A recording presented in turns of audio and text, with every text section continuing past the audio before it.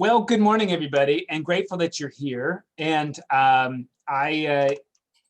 we're here to talk about Genesis chapter 1 and some preliminary thoughts too. And what I'm hoping will happen is that there's things you want to talk about, either from the blogs that you're getting or from the text, or just something you'd like to talk about with a Bible study or Genesis. So I want to be pretty open and not directive here.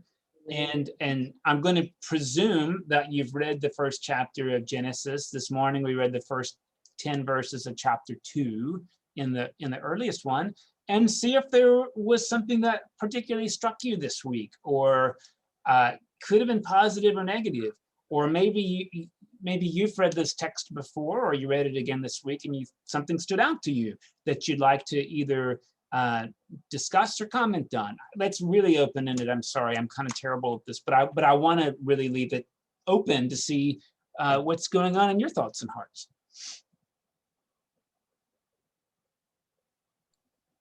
Well, I thought it was interesting that on the second day, God did not say that it was good. He skipped that day. But every other day he said it was good, what he had done. On the second day or the seventh day? The second day. The day when the water is separated from the sky? Yes. And I thought that was kind of interesting that was not in there.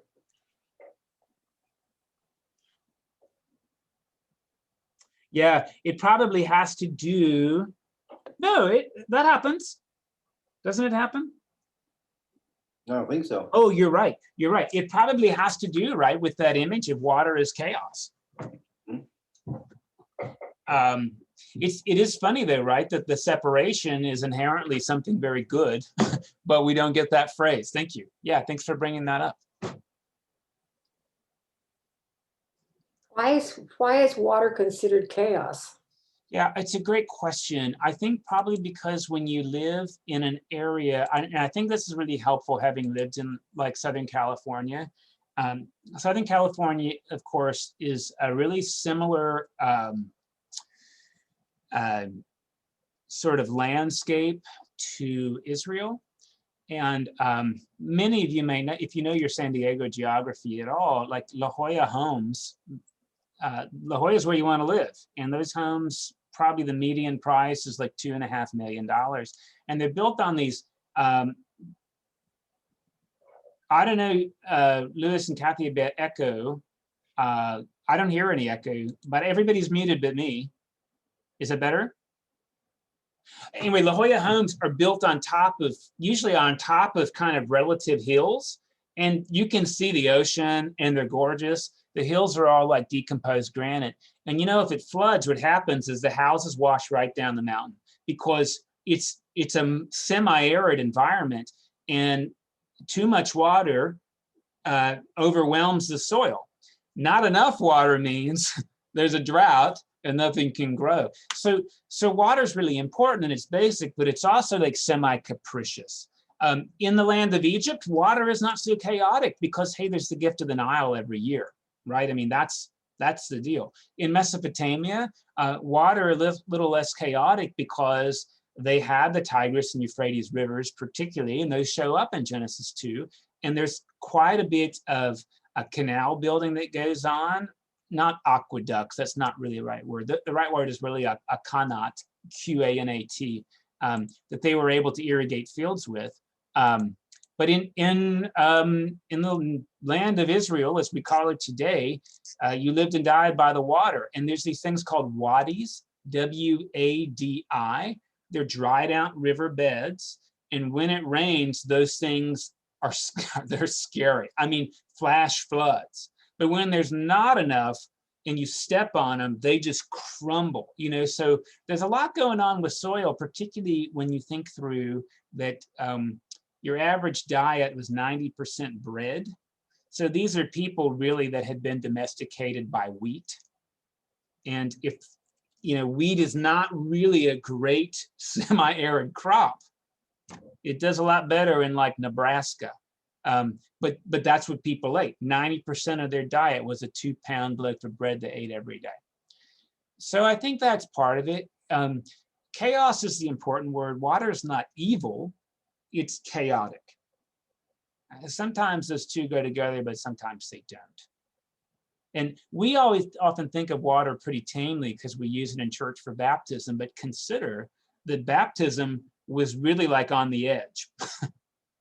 To be submerged in water. I mean, these are people who, unlike my kid was swimming before she could walk because mom and dad are swimmers. And I took lessons in Florida because, hey, my parents understood that like there's a lot of water in Florida and a lot of chance for drowning. I mean, we can pretend like ancient people knew how to swim, but friends, they did not. And particularly when a river's got current in it, doing the dog paddle isn't going to cut it. I don't know if that I don't know how many of you swim. Dog paddling is extremely inefficient and tiresome. Like the crawl stroke, as we practice it, is like 150 years old. Now, there were variants on it, like Lord Byron swam across the Dardanelles, and that was a big deal. But swimming strokes have really only become efficient in the last 150 years. So you got to think through that water with current is really, really dangerous. I don't know if I unpacked that enough, but that's the deal. The ancient world, and you'll see it when we get to the flood, had this idea actually, and Rhonda brought up this book about the way ancient people looked at the earth. It may be helpful to draw you a picture of it. It's really different from how we look at it. The ancient view of the world is that the world is flat and that the sky is held up on top of mountains on either side. So all of the things on Earth happen between those two mountains wherever they are. You can see that little squiggle above the sky. That's water, like a hydrosphere. That's where rain comes. It just sort of comes down. And this squiggle down here is that the Earth is super saturated with water underneath. So what you want to think about in the ancient worldview is that everything you live on is enshrouded by water, chaos, and that sometimes the chaos seeps up or seeps down, and that's where crazy things happen. Like Noah's flood story, the water comes, if you read it, from below and above. Now, we know it doesn't work like that. Even geysers don't geyse up enough water to flood the world, but that wasn't the model they had. So all life happens in a bubble. That's their idea.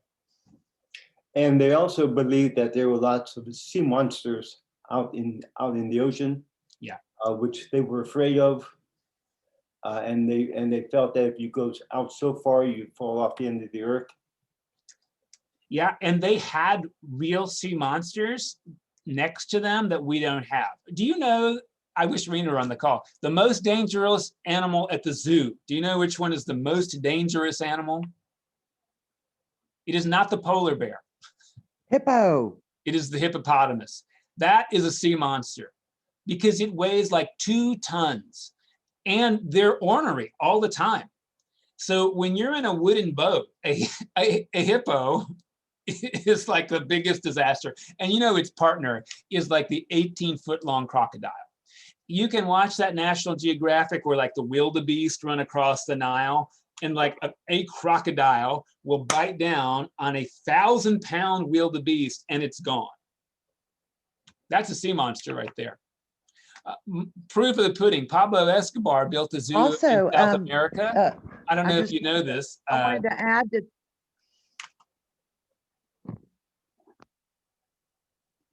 I wanted to just add about the sea monsters. Who's talking, honey? Please. Oh, okay. Yes, considering that the world view that we're looking at was not actually on the ocean. They were actually, on inner, like the Mediterranean or the inner seas of the Euphrates rivers and all that. they were not as familiar with, great white sharks and giant whales and things like that, that were, when they got exposed to that, that was a sea monster to them. Fair. Yeah, just to complete the thought, Pablo Escobar built a zoo in Colombia. I don't know if you know him, cartel leader. The hippos got out and they continued to like rampage the Colombian countryside because while they might be vegetarians, according to Teacher in that famous song, they're like 3,000 pounds. So that's just a tough animal. Oh, several years ago when we were in Africa, we were on a boat and a hippo came up beneath the boat and we were lucky to get out alive. Yeah. They look so sweet at the zoo. They just happen to not be that sweet. I don't know if that's helpful, but that's part of, one of the biggest hurdles we have when we read scripture is we don't get the double valence of words like water and what it can represent. So again, when you think about baptism, you're going under chaos. It's sort of like you're just giving into the chaos, but you're being born out from it again. It's a really strong symbol. I mean, to be submerged in that culture is like going skydiving. I mean, you're flirting with death. And one of the things we didn't get, I was talking to a clergy member when we talk about the baptism of the Lord. I mean, it's like being baptized back then would have been like getting a tattoo 60 years ago. It was something you just didn't do that. People would look at you differently. They would, right? And so that helps us get our head around it. It's something that like sailors did. And nobody wants to be a sailor unless you went to the Naval Academy, then I'm sorry. But like sailors are their own like different people,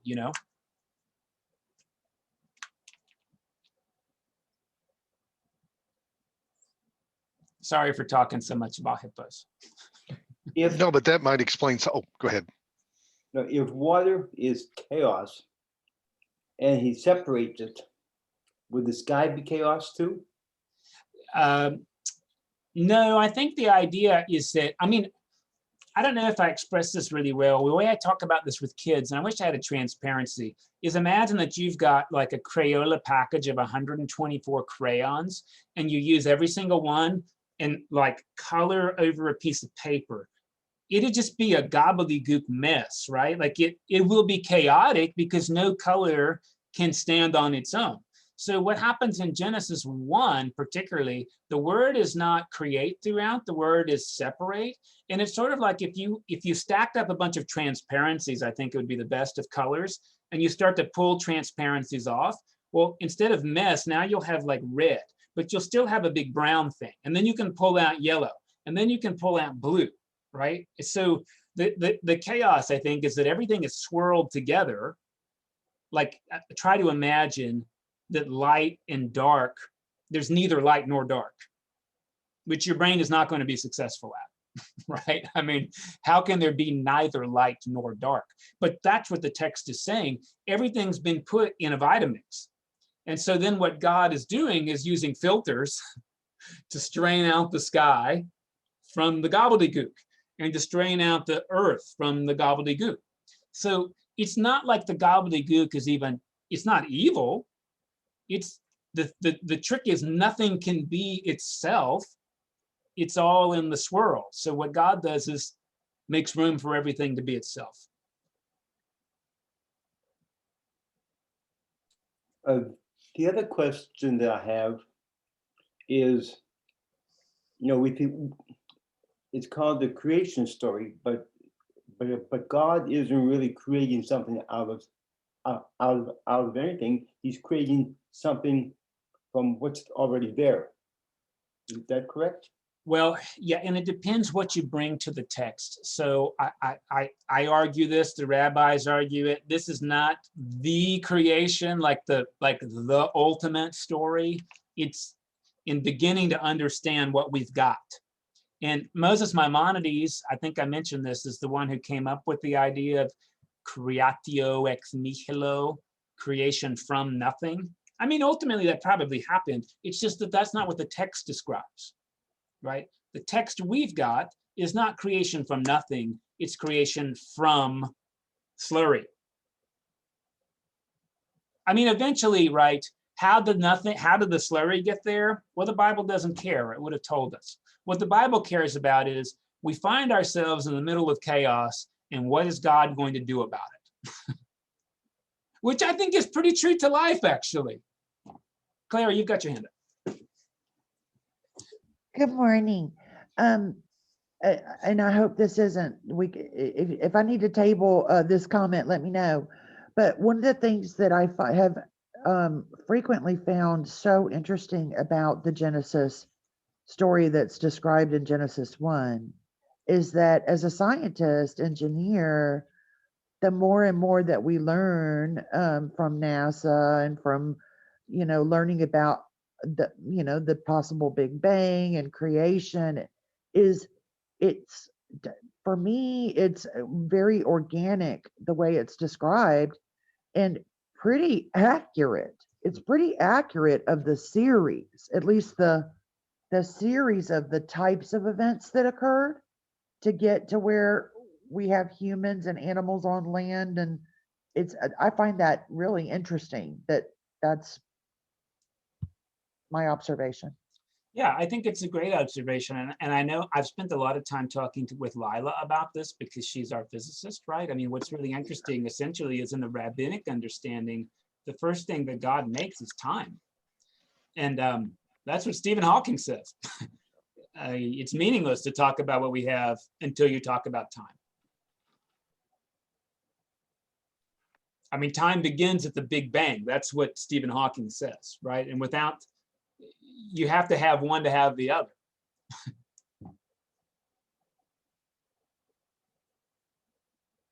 John? I believe in one of your posts, you mentioned that the first writing of Genesis 1 took place when the tribes, probably the northern tribes, were definitely the south, definitely Judah. Okay, the Judean tribes were taken to Babylon, and then the rabbis wrote Genesis 1. So where do you think they got it? Maybe it's going to come tomorrow. You'll see this picture. I mean, most Old Testament scholars, I can't believe I said that. Most scholars of the Hebrew Bible, they say there's a lot in Genesis 1 that's resisting the Babylonian story. So the Babylonian story, if you want to read extra, it's called the Enuma Elish. I'll write it for you. It's in Akkadian, it means from on high. And it's the story about how the world was created, frankly, from chaos. I'll jump ahead and tell you the story. Once upon a time, there was this big dragon, and she was married to another kind of dragon. They don't look like Western dragons, by the way. They look more like feathered, scaly things. There's a picture, I think, that comes out tomorrow of this. They're called Tiamat and Apsu, and they have kids, and the kids are noisy. And they really just wanted to sleep. And they've got these noisy kids. So they decide they're going to kill the kids so they can have quiet. And the kids don't like that idea, and they decide to fight back. So they pick a champion called Marduk. Maybe you've heard of Marduk, the patron god of Babylon. And they kill their parents.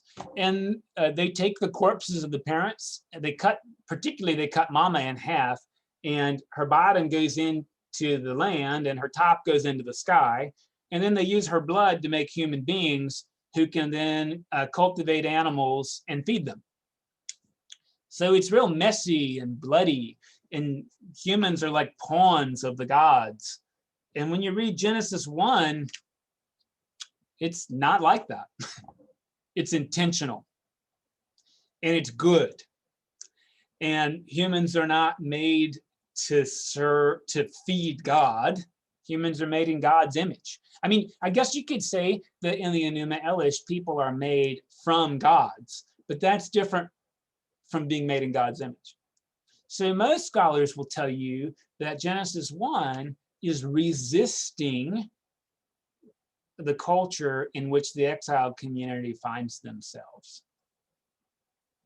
Genesis 2 is clearly the older story. And in that story, human beings are made to work, but they're not made to work to feed God. They're meant to tend a garden. And don't think about your garden that involves weeding. Think about picking pomegranates and picking figs. That was the garden. That was the work. Pick the pomegranates, pick the figs. You know, like that's really good work because you get to eat that stuff. But that's very human positive too, right? And in Genesis 2, God makes the human being out of clay. This came out this morning, right? And breathes into the human being.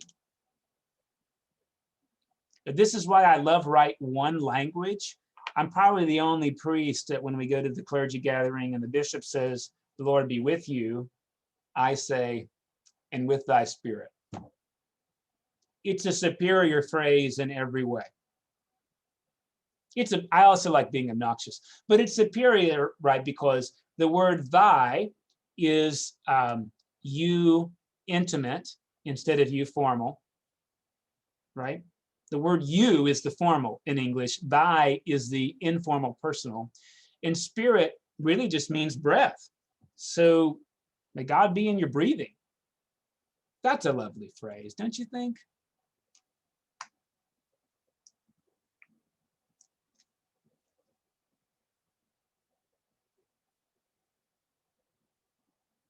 So did they basically make up the Genesis 1 story? I mean, if you think you're a Hebrew scholar of that century, I mean, I understand what you mean about it being a reaction to that Babylonian story, but I mean, it had to come from somewhere else, huh? Well, I don't know. We use the word inspiration instead of the word made up because it sort of means, I mean, really, like they were filled with like a holy breath of air.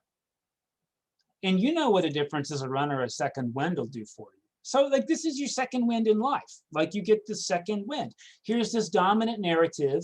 And then like there's something greater than and holier than that. And I don't think made up is right. I think it's a way of, it's sort of like they open their third eye and they're able to like see that there is something deeper and greater. And did God put the words in their head word for word? I don't know. If God wanted us to have it word for word, I figure God would have written it. But the text never claims that. So instead what we have, right, is this holy idea in the vernacular of the day. And it bears up, like I think Claire said, it's interesting to find that there's some correspondence scientifically, but even beyond that, to me, like what I'm trying to do the next 42 more days is talk about the correspondence I find just in living, right? I mean, again, like I don't care where you're born. Jean-Jacques Rousseau said this, right? Like you can be inherently good, but if there's forces in the world that are inherently not good, you're going to have to mitigate chaos. And that seems right to me. Like whether Hobbes is right and you're fundamentally bad, or Locke is right and you're neutral, the stuff you're born into is not neutral. It's messy. And you got to have a new Genesis. I mean, I think that's where the text continues to take hold. Rhonda. I get the idea that the older story, Genesis 2, came down through word of mouth for a long time before it was ever written down. Mm-hmm. And then like 500 BC, the intellectuals are taken to Babylon, and they'd had this religion where their God lived with them on their land. And now they're taken away and they're like in this terrible confusion. What does life mean? And then they hear this Enuma Elish, and that Marduk is so powerful, all powerful, and just creates things with speaking and stuff. So they're like, wait a minute, but our God is the real God. And then they kind of depict him as being more all-powerful like Marduk instead of, you know, just walking around and picking up clay and breathing into it. That's just the impression that I've got of why they rewrote it. Yeah, and I think another idea, which I think is really, really helpful, is that sometimes like the Judeo-Christian view of like Hinduism is, hey, like these people are polytheists, but there's this classic story that's in the Vedas, right? Which is, how many gods are there? 330 million. The question goes down again, but no, really, how many gods are there? There's, 3,000. No, but really, how many gods are there? There's 3. No, but really, how many gods are there? There's 1. I mean, that's in the Vedas, right? And so like the really, like the indigenous understanding in India is that there's like, truth is so big that there's not just one way to grab it. Which I think is a really helpful understanding. So particularly when you think about, hey, Genesis 1 and 2 are different. And that's because I don't know that you can get it in one tell.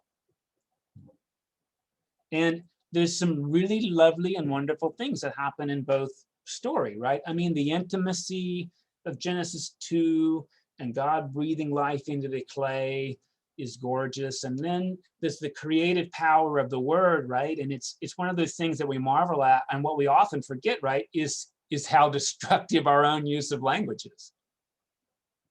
And this is a culture in which, like, if a prophet said, hey, the Assyrians are coming to invade, like, you could lose your life for that, because they believe that saying something created its potential for reality. And that may sound crazy, but it's kind of what Wittgenstein said last century, right? Which is that, hey, like the words we use shape our reality. And there's a classic book called Praying Shapes Believing. I'm not a big linguist theorist, but I can tell you kind of what they say. And in some ways, it's sort of like, hey, we couldn't really understand and particularly communicate our understanding of God without language. I mean, you sure can't share it, but think how words also help you understand your own experiences. Like, we have these ineffable experiences, but we push them into linguistic categories, right? And in that way, we're able to process them a little bit more. And so we could say, hey, thank God for language. Thank God for giving us language. But we could just as well say, thank language for giving us God. Because without language, how could we conceptualize and speak of? And then you get to hear like these romantic poets like Schlegel, who says, all theology is blasphemy, because to talk about an ineffable being, right, with non-transcendent language is to do damage to God's transcendence. But we do it. And I think what's great about these stories, like, we can talk about the context they came out of, but that doesn't disqualify what they're trying to say. And I think what we're trying to get at with these stories, right, is what did it mean then, and what does it continue to mean? Like, how are we able to live into the truth claims of these texts? And I hope the whole bit about internal family systems as being like chaotic, but also like the root for healing and recovery and life-giving, I hope that made sense to you. I find it really compelling myself. I mean, it's like the most helpful meta theory in psychology probably I've read in the last year. So I was going to say that I think it's compelling also, Mike, because language has two sides to it. It brings good and it can bring evil also. Yes. And it just depends on how we have the power to use it the way we want to. Each one of us. That's pretty amazing. And it's unbelievable. And no matter what language it is, it's what type of speech, it's language, and it's very powerful. Yeah, and I think actually to connect it to Lent, to be honest, a lot of the healing and recovery we need in our own lives, I'll just speak for myself, come from language. words that have been said to us and the way that we've interiorized those words and sadly like claim them as our own. And the way out of that is to not stop using words, is to adopt a different vocabulary in our piety for ourselves, right? And within the context of Lent, because for me, as having been raised Catholic in a Catholic school, that was a whole separate time of the year. And it was not just spring, it was Lent. And what happened within that period was different than any other period. Very powerful.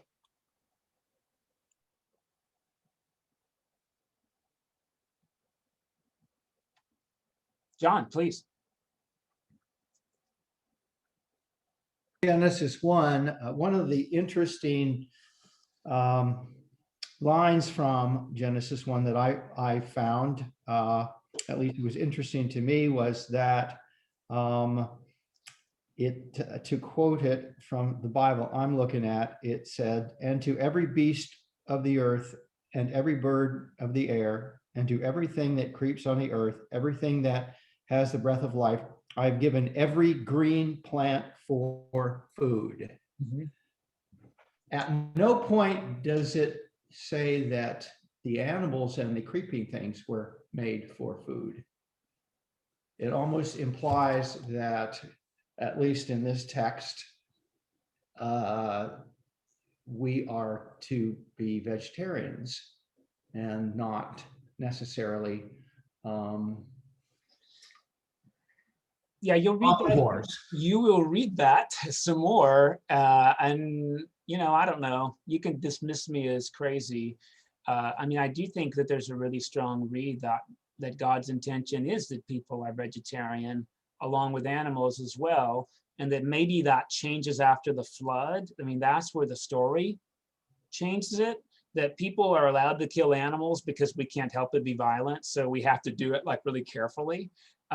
But at the same time, I mean, look, the saber-toothed tiger, it's not like it bit into watermelons and drank the juice, right? I mean, like the thing had saber teeth and it ate other animals. So like there's this pretend crappy theology that says after the fall, all the people and animals change. And you'll read that biblically there's not a fall, and I just think all that's nuts.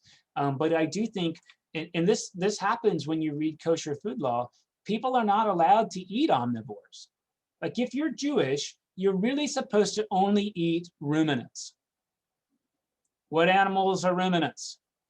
Deer, sheep, goats. Why can't you eat a pig? It's an omnivore. You can't have it. Why can't you eat predatory birds? Because they eat other birds. So one of the ways rabbis have understood kosher food law, and hey, maybe it breaks down a little bit, but one of the ways they've understood it is like, you're only able to eat vegetarians because when you eat omnivores, you're mixing categories. I mean, I'm not going to go around and say, hey, I think that you should not eat animals. I will say that the way we eat animals in the United States is wrong. I believe it. It's sinful and wrong the way we do it. And you'll read that in a couple of days, right? Like meat packing facilities are wrong. They do not in any way reflect stewardship over the earth that God gives people in Genesis. If you knew the way your egg-laying chickens are raised, I mean, it's awful. And you can say they're just animals, but they have instincts. And when we deny them, like when we separate a calf from its mother at birth, like that's painful to the animal, even if it's just instinctual, it's painful because it's counter-instinctual. But we do that. So, I mean, no, I'm not trying to say we should only buy luxury Whole Foods meat. I do think there's something wrong with the way that we do things.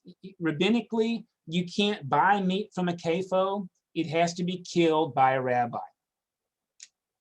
And they say a prayer when they kill every animal. I mean, it turns out kosher is a lot stricter than halal. And I don't want to sound like I'm nuts here, but I believe it's in the text.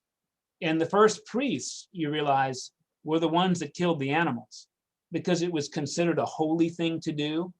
And now, right, most people say, oh, I could never kill my own meat, then you shouldn't eat it. I mean, if you can't do it, why is it okay that somebody else does that? Well, that's what I think anyway. I've worked in the meat packing plant for some time, and it changes your whole view of meat. It's also the most dangerous job in the United States, right? Working in a meat packing facility, because people on that line are using like swords and wearing chainmail, and they're shoulder to shoulder, and it's dangerous because the guy next to you has a sword and is chopping at a carcass that's moving down the line. Okay, I sound like I've gone off the rails of the crazy train, but I do think it's really important that we hear that the word dominion is not really a great word. The Hebrew word is mashal, which is like shepherding. And in Latin, dominion anyway is like domicile. It's like running your household. Kevin, you got your hand up.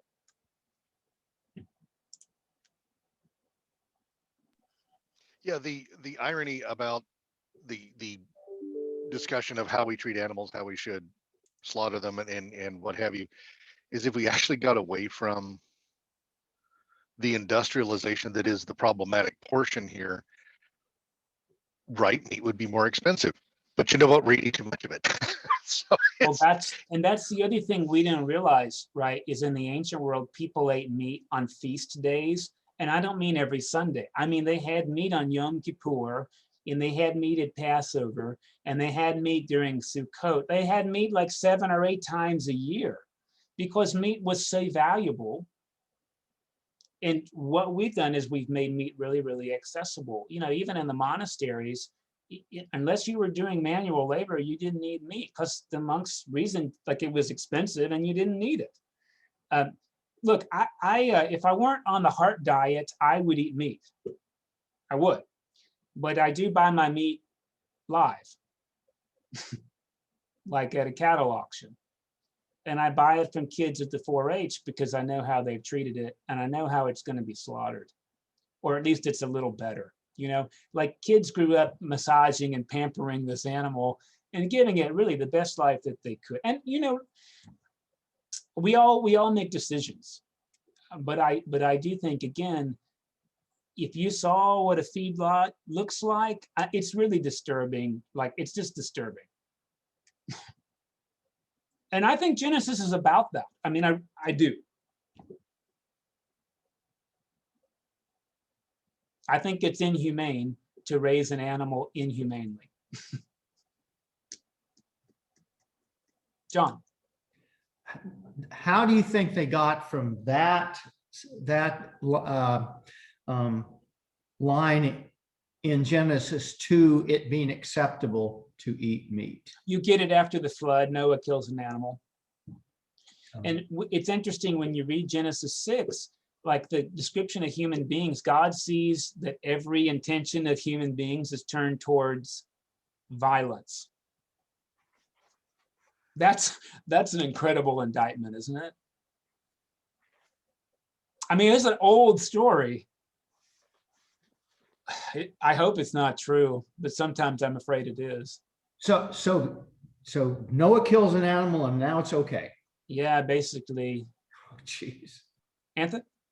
So I've read a little ahead. So in the story of Cain and Abel, yeah, Abel is the herdsman and he makes a sacrifice, and God prefers his over Cain's sacrifice of the fruit. Produce. And it's a weird story, Anthony. It's so weird. Because the big question is why? And nobody knows. So what we do is we make it up. But even then, right, to sacrifice an animal, it wouldn't be something you do every day, or you wouldn't have any. I mean, yep. It's crazy when you read these books that are like in some ways prophetic. Last wheel on my crazy train about the variety of animals and plants that we have sacrificed in the last 50 to 100 years. You know, like there should be more than 2,000 kinds of potatoes, but Americans eat and grow 3. So what's happening to all those other potatoes? Well, they're going to go extinct. And maybe that's okay. It just seems kind of sad you know? And it's the same with animals, right? I mean, the milk we drink from the grocery, it came from a hybrid cow, not from like a real cow. Like we made the cow up that gives 10 gallons of milk a day. Like we made that up. It's called a Holstein. And if you go to a dairy, that's what they have because they make a lot of milk. A Jersey cow makes a gallon of milk a day, like 1/10 of the production. It's worth thinking about the difference. By the way, if you can buy Jersey milk, you should, because it's very tasty.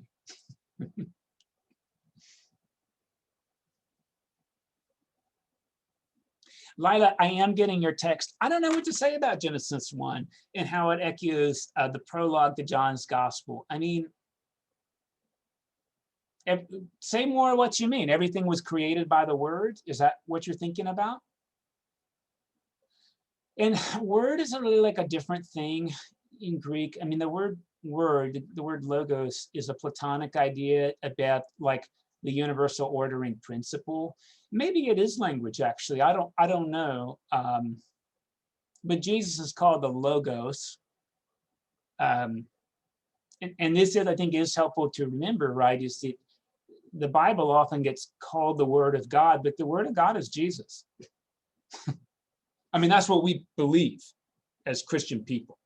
So, like, we don't worship the Bible. We worship the resurrected Jesus. Like, that's the goal.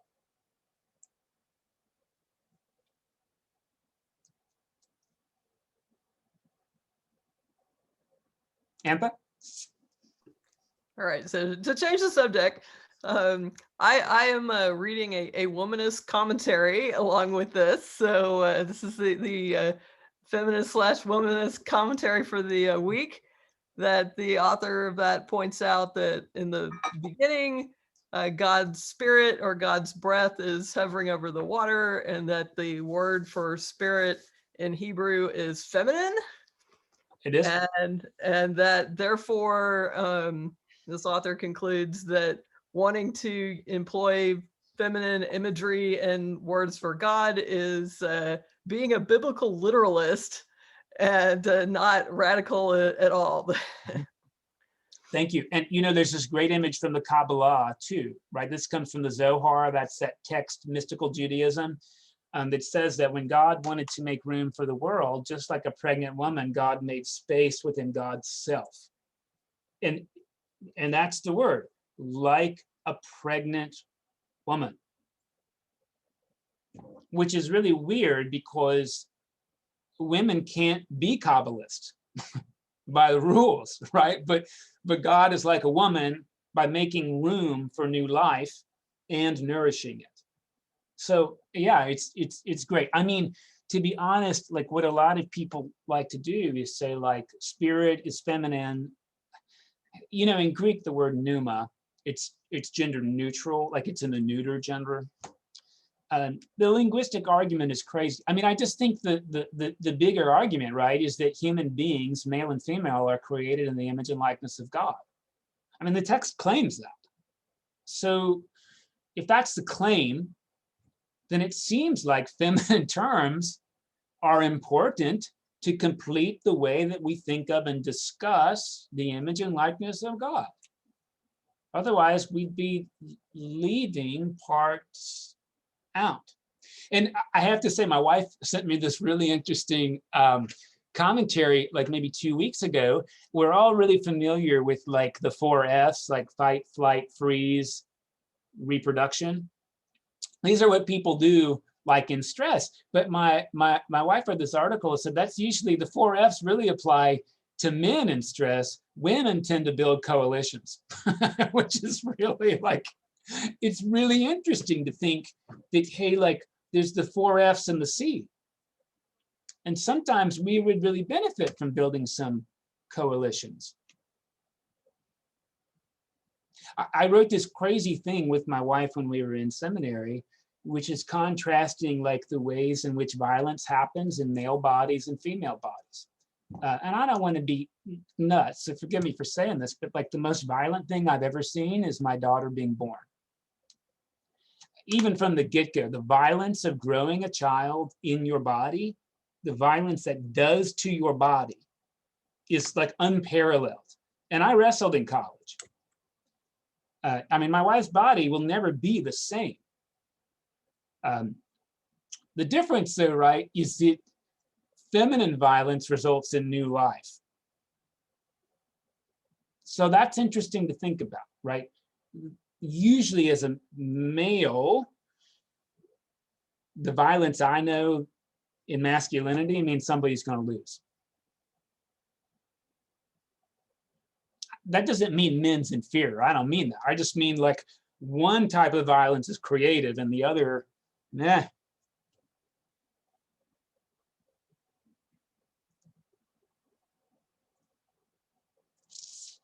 Graciela, please. Well, I thought you're absolutely right about birth. I had 12 hours of labor with my oldest daughter. But once she was born, it was the most perfect, most beautiful, maybe it sounds corny, magnificent thing that's ever happened to me. Yeah. And if it weren't, you'd never do it again. I mean, like, this is the important thing, right? Is that our bodies have to forget the pain. I don't know if other women in this room feel that way, but that's the way I felt. I was the one most against having another child because I didn't want to see Amy do that again. Well, and this is where, and so it was entirely her idea. yeah, and I think it's really important for me to say without sounding entitled. To me, that is like maybe the most disturbing thing, right? Is stillbirth. I mean, it's like soul wrenching to think about that kind of violence.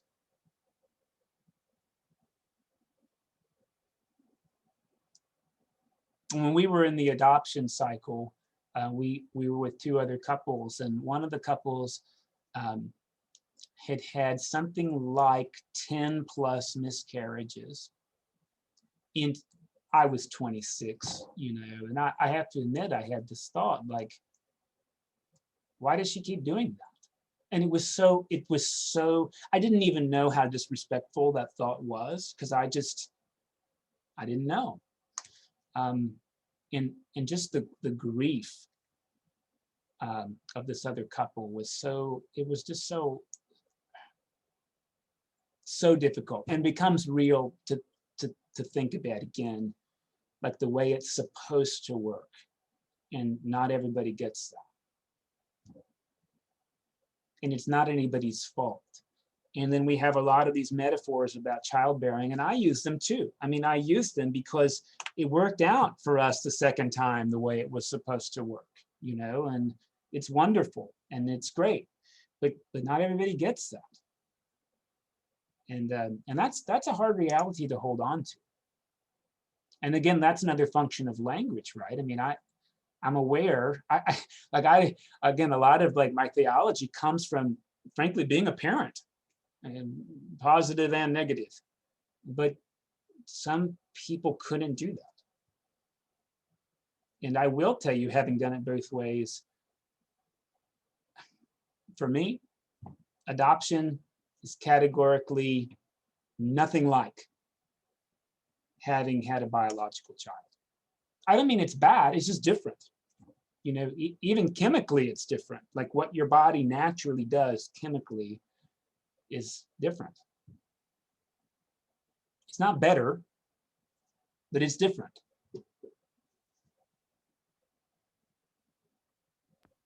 I actually really love this particular topic. I have a good friend who helps people die. And, I think that's also a very, an intensely profound thing, having gone through kind of like, in a way, what you just described, two totally different experiences with my parents, where my mother had an exceptionally painful, difficult, drawn out, gut-wrenching death experience. And whereas my father basically had no pain and just kind of had a very eased, natural old man, old age death. It's totally different. Both important and life-giving lessons learned through them, but different.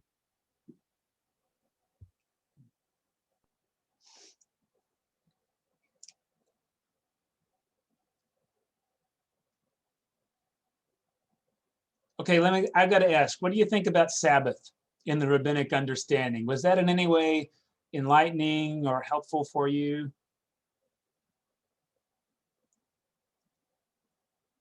I found it really interesting and cool. Good thing. I want to learn more about it. John?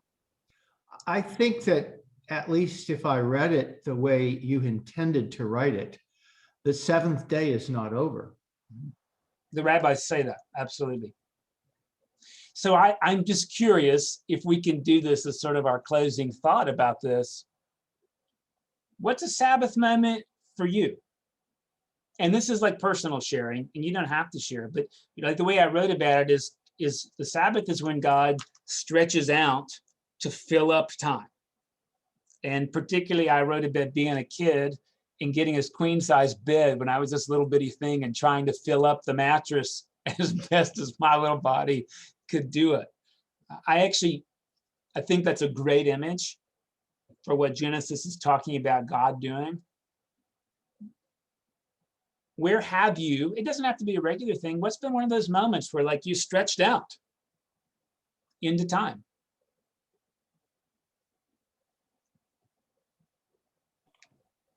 John, please. I've thought about this many, many times over the years, but I'll never forget the very first time I thought about infinity.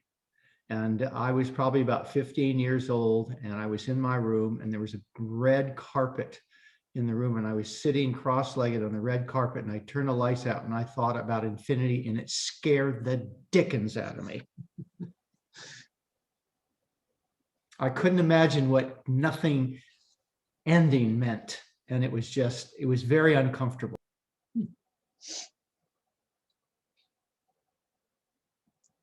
Antha? So I think someone showed this also at the science stuff we did last summer, but in I think the Griffith Observatory in California, they've got a whole wall that's stories tall and way wide of the view from one of the telescopes of just this one patch and all the galaxies and everything in there. And there's a video that goes with it where it moves you through it in distance so that you realize that all these things that look flat on a photograph are actually separated by enormous amounts of distance, and it flies you through that, and you see the things coming past you, and it's just awesome in the most powerful use of that word of just how big our universe is and how much is there. Thank you. Hi, Mike.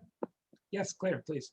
I wanted to share that I really, first of all, thank you so much for these daily reflections and readings that you're sending in our email. And when it comes to the Sabbath and the concept of rest and your question about what is it meant to us, I can say that, in our other study about the Enneagram, a lot what comes up for me is that I have difficulty with accepting help, being vulnerable, asking for help. And during this last week in the storm and all of our situations, I have been practicing and receiving the blessings of receiving help, whether it be advice from a plumber on next door about what to do with the broken pipes, or my neighbors dropping off literally cases of water without me asking, or my neighbor who I've never met before, who offered me a hot shower and 3 loads of laundry yesterday and 3 hours of fellowship and prayer and hanging out with this new neighbor that I never knew. I mean, what a rest. What a blessing. And as my papa used to say, you can always find silver linings in the clouds. And this week I felt like there were platinum linings just streaming out with God, offering me rest and care from people who are just kind. And I'm really grateful. Thank you. Thank you. Thank you. Yeah, I'm going to share a couple of my kind of Sabbath moments, and I can't always program them at. And in general, if I need to see God, I look at my daughter sleeping, and it stretches me into the universe, especially if she falls asleep on me. And I'm very happy to be awake with that. Like, I can't go anywhere, and I know that, and I don't want to go anywhere. Like, there's just something really incredible about that. World travel is a thing that does it for me, particularly when I interact with other people across the globe and I realize how small and how big the world is. And art does it for me as well, because it sort of stretches me into the beauty I otherwise wouldn't see. Like, those are regular Sabbath moments I have. I can't always plan them, but I like to look at art, and I like to travel, and I like to see my kids sleeping because it stretches me into awe and wonder.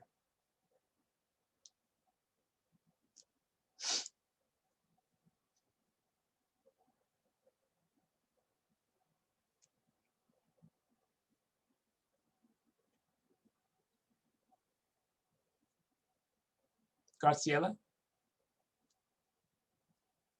Oh, you're on mute.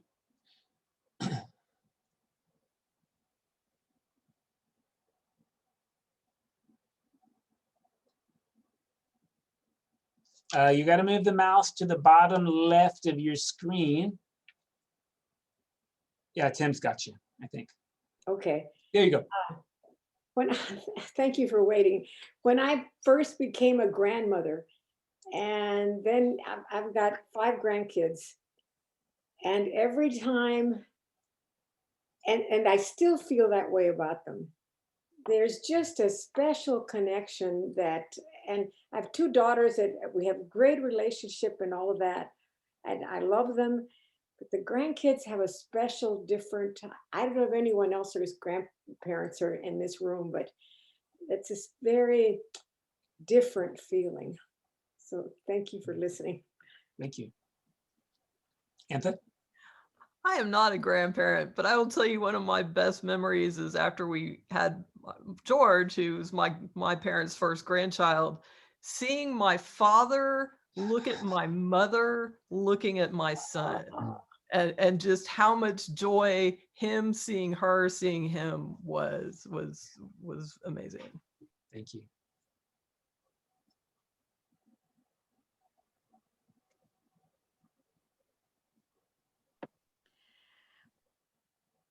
Kathy, please. I actually going to speak for Lauren because he's afraid to speak for himself, because he just spoke to me and said, when we were sailing in the Caribbean, the stars, the infinite sky, so overpowering, and it's something that I'll never forget. And travel for me is the same, that we're all the same as we go around the world and meet people. They're different, yet they're the same, and that's a very touch point for me. Thank you. John? Wadi Rum. Mm-hmm. That was the most amazing experience, one of the most amazing experiences in my life, because I didn't expect it. It was just in my mind, spiritual place. That's the Marscape that's in Jordan. For those of you that don't know, it's where they filmed The Martians during Matt Damon, because it used to be under the water and it's red sand. Yeah. Well, look, I want to conclude, because I got to go to church and some of you do too, by saying, I feel like Sabbath moments are not always ones we can program, but I do think there's something important about putting ourselves in places where we increase our probability of having them. And that seems to be what spiritual disciplines and returning are all about. So I do hope that you have moments of renewal and rest. And particularly, I want to use words of awe and wonder this week so that you are renewed and refreshed. And I'm looking forward to talking to you more about the next couple of chapters of Genesis next Sunday. So take care and see you all. Reminder, this Wednesday at 9, we are talking about the rite of reconciliation along with shame and guilt and sin. So we'll do that from 9 to 10. And I might see you then. Hopefully I'll see you within the next week. Have a great day.